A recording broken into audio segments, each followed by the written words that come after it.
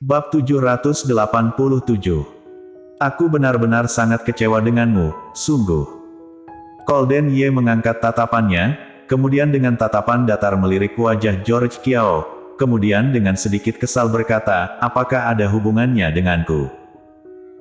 Nada bicara yang tak acuh ini, dan juga tatapan yang dingin tersebut, membuat George Kiao hampir saja mengira, orang di depannya ini bukanlah pria yang pada malam itu pergi ke bar menyelamatkan Audrey Han. Apakah ini orang yang sama? Kenapa perbedaan begitu besar?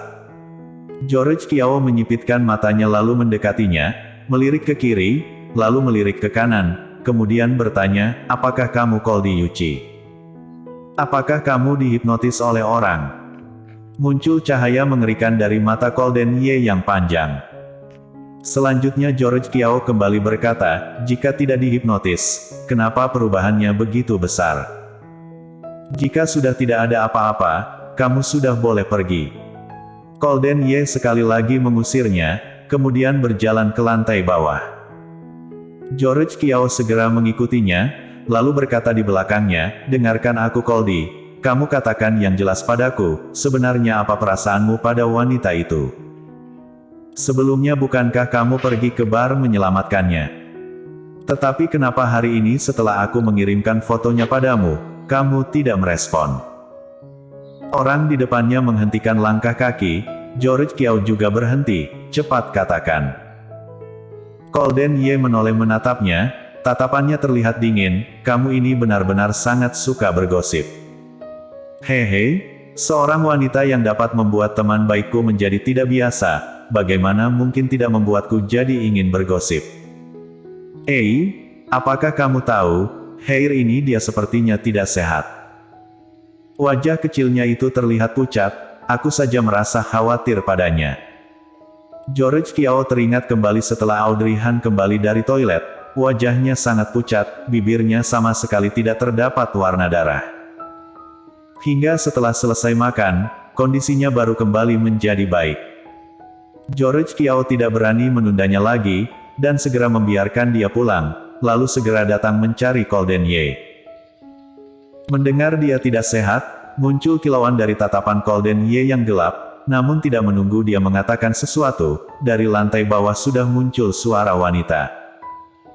Kakak Koidi, buah sudah aku potong, George Kiao, kamu datang. Mendengar suara wanita yang familiar ini, Gurs langsung menoleh ke lantai bawah. Mereka berdua saat ini berdiri di atas tangga, lalu George Kiao melihat Merlin Duanmu di lantai bawah sedang membawa satu piring buah-buahan, seketika ekspresi George Kiao menjadi terlihat buruk. Hari ini Merlin Duanmu memakai gaun yang sangat seksi, rambut yang panjang dan juga keriting menutupi pundaknya, riasan wajahnya sangat tebal, saat ini sedang menatap mereka berdua. Ternyata kamu juga di sini. Saat mengatakan hal ini, George Kiao seketika merasa hatinya seperti tersendak oleh sesuatu, sangat tidak nyaman. Merlin Duanmu dengan tersenyum mengangguk. Karena kamu juga sudah datang, kalau begitu mari makan buah bersama kakak Goldie. Setelah mengatakannya, Merlin Duanmu membawa satu piring buah-buahan berjalan ke arah ruang tamu. George Kiao merasa kerongkongannya menjadi serak, lalu melirik sisi wajah Golden Ye yang tampan, tatapannya terlihat sangat gelap, tidak dapat menebak apa yang sedang dia pikirkan. Alasan kamu tidak muncul, ternyata ini. Golden Ye mengerutkan alisnya, pikirannya kembali ke kejadian tadi. Ketika George Kiao mengirimkan foto kepadanya, dia melihatnya sejenak, meskipun merasa ada yang salah, tetapi tubuh dan otaknya memberikan respon untuk pergi. Ketika jalan di lantai bawah, dia kebetulan bertemu dengan Merlin Duanmu yang datang. Dan yang datang tidak hanya Merlin Duanmu, masih ada kakek Merlin Duanmu, Obama Duanmu. Setelah kedua belah pihak saling bertemu dengan senior mereka, Obama Duanmu bersama dengan Jerry Yuchi memasuki ruang buku. Sebelum masuk ke ruang buku, Jerry Yuchi memintanya untuk membantunya melayani Merlin Duanmu baik-baik, dan Obama Duanmu yang berada di samping tersenyum layaknya seekor rubah tua. Sehingga Golden Ye hanya dapat tetap tinggal di sana. George Kiao melihat dia tidak menjawab, wajahnya menjadi terlihat kecewa. Koldi Yuchi, aku benar-benar sangat kecewa denganmu, sungguh. Golden Ye tidak menanggapinya, dan kembali berlangkah. Soal, jangan-jangan kamu benar-benar tetap tinggal karena dia. Koldi Yuchi, kamu harus tahu, berapa besar kemungkinan merlinduanmu akan menjadi istrimu. Melihat hubungan dari kedua keluarga kalian, aku dapat menebak, tidak peduli kamu bersedia atau tidak, kakek Yuchi pasti akan memaksanya untuk menjadi istrimu. Sama seperti kakek tua dari keluargaku, jika sekarang kamu tidak melawan, apakah kamu benar-benar ingin bersama dengannya? Jika ingin bersama dengannya, kalau begitu kenapa kamu memintaku pergi menemui asisten pribadi kamu hari ini? Tiba-tiba langkah kaki Golden Ye berhenti, menatap wajah George Kiao dengan tatapan yang tajam, lalu dengan satu demi satu kata berkata, siapa yang mengatakan aku ingin bersamanya? Kamu tidak ingin bersamanya, lalu kenapa kamu? George Kiao, Kak Goldi, apa yang sedang kalian bicarakan? Cepat turun. Merlinduanmu sekali lagi mendesak mereka turun.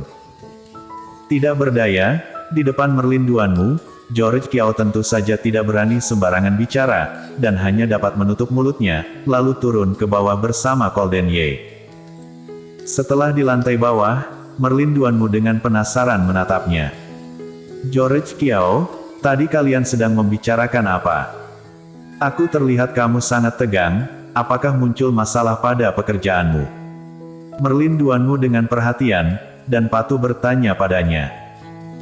George Kiao ingin menjawab, dan tentu saja tidak akan memberitahu isi dari perbincangan antara dirinya dengan Golden Ye tadi, dan hanya dapat berkata, bagaimana mungkin? Aku orang yang seperti apa, kamu sudah mengetahuinya, aku dapat dengan tegang memperbincangkan masalah pekerjaan dengannya. Semua orang tahu, George Kiao adalah seorang yang tidak dapat melakukan pekerjaannya dengan benar. George Kiao sangat jarang membantu mengurus masalah perusahaan keluarga Kiao, setiap hari hanya berfoya-foya dan pergi ke bar. Dia tidak dapat melakukan hal serius, tetapi telah meniduri banyak wanita cantik, jadi di mati semua orang, dia hanya seorang yang tidak berkompeten.